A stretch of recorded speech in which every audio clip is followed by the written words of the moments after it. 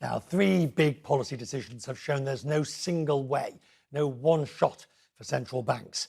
The Fed sped up its tapering and signalled through the dot plot 3 rate hikes next year to combat US inflation. The Bank of England became the first major central bank to raise rates since the beginning of the pandemic. High inflation and slow growth arguably puts the UK at risk of stagflation. And whilst the European Central Bank is keeping rates steady, it's cutting back pandemic stimulus over the next few months, and Christine Lagarde signalled changes in quantitative easing. And so to the Nobel Prize-winning economist Paul Krugman, who joins us now. I was quoting from your article this morning on inflation. Are you satisfied with the central bank responses, bearing in mind they are probably behind the curve? Well, I think the Fed is now pretty much on the curve, and I haven't quite figured out about the BOE or the ECB just yet. But the Fed has it's a modest response. When all is said and done, the amount of hullabaloo over what looks like 75 basis points of interest rate hikes over the course of next year, that seems it's not a very big policy change, and the tapering I don't think makes any difference at all. So. Look, I would have said, be ready to possibly raise rates without exactly saying that that's the default. Instead, the default is to raise rates unless they get reasons not to. But I'm okay with where they are right now. And if you're okay with it, then we factor in this slowing growth because of Omicron. And I agree, Omicron is the unknown.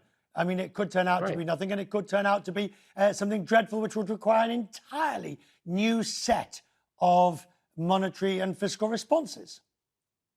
Of course, these are really weird times. I mean, it's the extent, and everything's happened so fast. I mean, we're living on COVID time.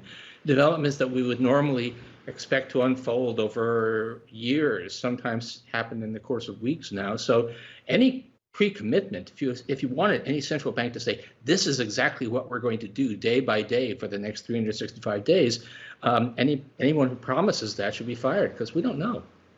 And since we don't know, Paul, what do you think is the wisest policy response at the moment? I think, look, the Fed is looking at the inflation that has happened. They still, they banned the T words. They won't say transitory, but they still think that a lot of this is temporary factors. I've been looking for new words. Fugacious turns out to be a synonym for transitory. So the Fed still thinks inflation is fugacious, but they're not sure. And so they are tapping gently on the brakes, which seems like a wise policy. And then we may know a lot more, particularly about Omicron, in a couple of months, and maybe they'll want to slam the brakes harder, or maybe they'll want to take their foot off the brake pedal. And that's flexibility is the name of the game now. So how will we know whether it is fugacious or not? I mean, we will end up looking in the rearview mirror, won't we? It's only with time that you can say, well, actually, this was very sticky and it fed through to inflationary expectations and therefore into wage claims. I'm paying a lot of attention to anecdotes, surveys. What is the Beige Book telling us about why people are raising prices? What are the New York Fed inflation expectations surveys telling us? So far, the thing that I'm worried about, though everyone should be worried about, is does this turn into a 70s type self-sustaining expectations-driven inflation? So far, there's basically no hint of that in what anybody is saying. That's not something you can determine just by looking at a price index. It's something you need to ask, what is driving people's behavior? What do they say? Unique thing in economics, how about actually talking to people? And I think talking to people is the way to do it right now. There's not a lot of talking going on Capitol Hill in terms of trying to get either, I mean, obviously the infrastructure plan, but then you've got the Build Back Better and you've got this massive plan still. It's unlikely to be passed, the social care plan, by the end of the year. This must have you fuming. Yeah, it has me fuming because it has nothing to do with inflation, right? This is not, whatever is happening on this has no bearing on it. And the return we have, if there's one, we have overwhelming evidence that helping children is enormously productive. It's one of the best investments, even in sheer GDP terms, that we can make as a society. We have overwhelming evidence that reducing pollution, not just climate change, but all kinds of pollution, has enormous returns. So we are sitting on things that are, I mean, infrastructure is really important, but these things are even more important than infrastructure. And it's all hanging in the balance because of this sort of, people looking for excuses not to do good things. As we look to next year, and I know it's pessimistic, I'll take the accusation, but if something did turn nasty and central banks / governments were required for further dramatic stimulus, do they have the ammunition? The Fed's balance sheet is very bloated. The fiscal debt is extremely high. The political environment is poisonous beyond belief. Would they be able to do something next year if needed?